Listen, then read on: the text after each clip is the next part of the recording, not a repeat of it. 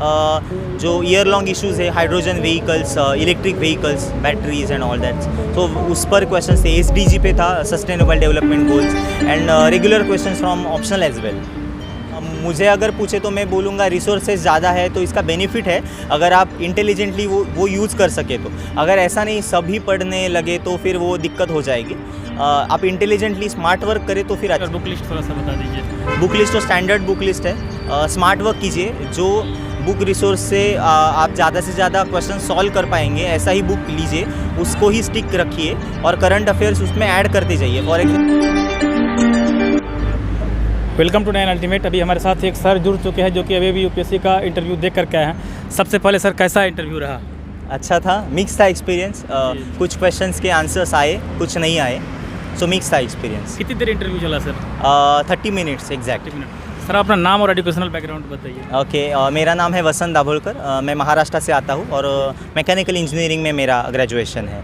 जी sir, आपका medium और optional? मेरा मीडियम तो इंग्लिश में ही था और ऑप्शनल एंथ्रोपोलॉजी था। सर आज इंटरव्यू में क्या क्या पूछा गया? वो मिक्स थे questions. Half of the questions from डैफ, half of questions from current affairs and GS related questions. Current में क्या पूछा गया सर? जैसे कि रिसेंट इश्यूज़ तो नहीं थे। जो ईयर लॉन्ग इश्यूज़ है, hydrogen vehicles, electric vehicles, batteries and all that, तो उस पर क्वेश्चन थे। एसडीजी पे था, sustainable development goals, and regular question from optional as well. Sir आपने मेंस की आंसर राइटिंग की तैयारी कैसे किया? ओके, आंसर राइटिंग के लिए मैंने तो वैसे डे 1 से प्रैक्टिस वगैरह ऐसा कुछ नहीं किया था। मेरा प्रीलिम्स का रिजल्ट आने के बाद ही मैंने एक्चुअल स्टार्ट किया था और उसके लिए एक ही स्ट्रैटेजी थी, पेपर कंप्लीट होना और कंटेंट रिच करना। ये दोनों पिलर्स के बेस पे मैंने मेंस लिखी। First of all time complete होना चाहिए और दूसरा थिंग कंटेंट रिच होना चाहिए, बस इतना ही, बाकी कुछ नहीं। सर इंटरव्यू की तैयारी आपने कैसे किया, या मेंस के साथ साथ ही हो गया? प्रीलिम्स मेंस की तैयारी किया था तो या अलग से किया? जो डैफ का जो है वो मेरा थिंकिंग में ही था मोस्टली। डैफ में जो भरना है लाइक हॉबीज़, और मैंने डैफ में ऐसा ही सब भरा था जो मैं रेगुलरली करता हूँ या जिसकी आइडिया मुझे कम्प्लीटली है। सो उसके ऊपर मुझे ज़्यादा प्रिपरेशन करने की ज़रूरत नहीं पड़ी।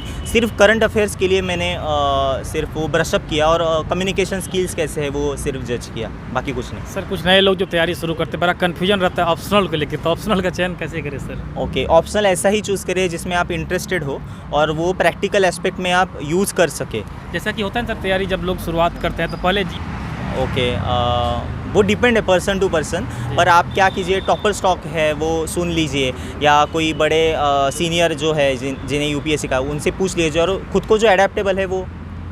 सर आजकल जैसा कि इंटरनेट यूट्यूब वगैरह उपलब्ध है तो पहले की तुलना में और आज जो तैयारी हो रही है उसमें सर क्या? मुझे अगर पूछे तो मैं बोलूँगा रिसोर्सेज ज़्यादा है तो इसका बेनिफिट है अगर आप इंटेलिजेंटली वो यूज़ कर सके तो। अगर ऐसा नहीं सभी पढ़ने लगे तो फिर वो दिक्कत हो जाएगी।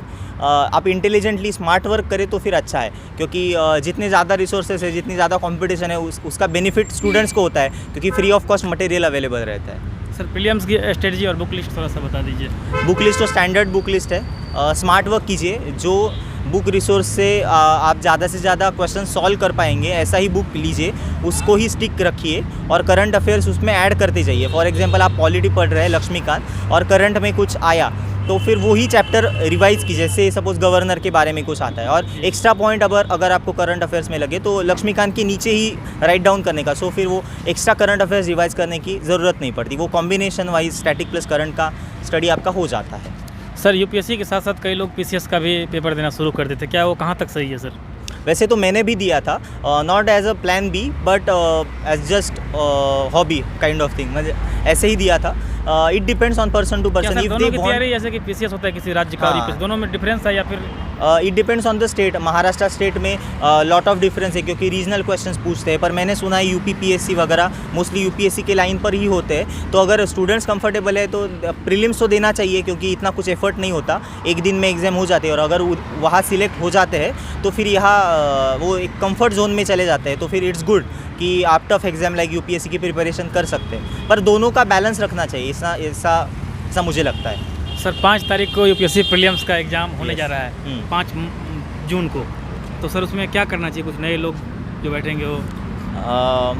वैसे तो स्टडी हार्ड क्योंकि बहुत कम टाइम है। जो दिन मिले उनका लाइक अच्छा यूटिलाइजेशन करना चाहिए। करंट अफेयर्स जो 1 साल के हैं पिछले, वो रिवाइज़ कीजिए और यूपीएससी के पेपर्स देखिए। I think more than syllabus, treat UPSC past paper as syllabus part only, because they will help you a lot. Thank you sir, मुझे उम्मीद है कि आपका सिलेक्शन हो। Thank you so बाप के much. आपको धन्यवाद। Thank you so much. Yes.